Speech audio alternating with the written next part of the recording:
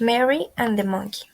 Once upon a time, in a big place, an elementary school would go to visit a safari park at the close of the year, so they did the preparatives and told to the kids for the next travel.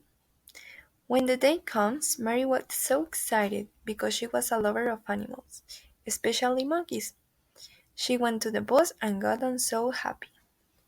The bus started to travel when the kids were singing songs in the back zone. It was a long trip because they needed to go to another city. So the teachers were taking turns looking at the kids when they wanted to go to the restroom. A pair of hours later, they arrived in the city. The children were eating lunch when the adults told them the instructions for the park. Mary was so excited and wanted to look at the monkeys first, but she needed to wait to look at them. The park had instructions on the door and said, "Do not open windows," but Mary didn't see it. She was thinking about the monkeys while they read the caution. So they entered the safari. All the children were so happy, took photos, say hi to the animals, and chose their favorite at the same time that the adults were explaining any animal.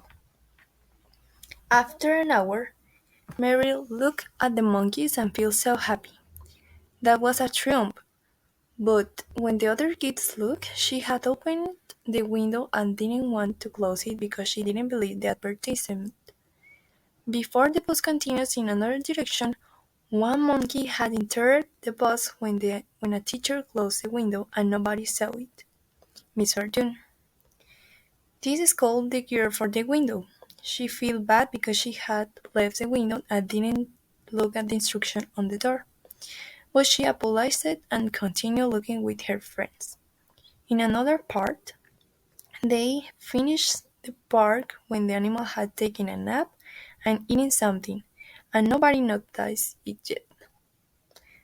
They became to the school at 6 p.m. and the parents went for the kids, and the animal had been in the bag all this time. It continued for a week more in the bus, and then it was discovered and the notice arrived at the school. Mary listened to this and immediately she knew she had been the culprit. That wasn't a coincidence. She now is more careful about the instructions. Then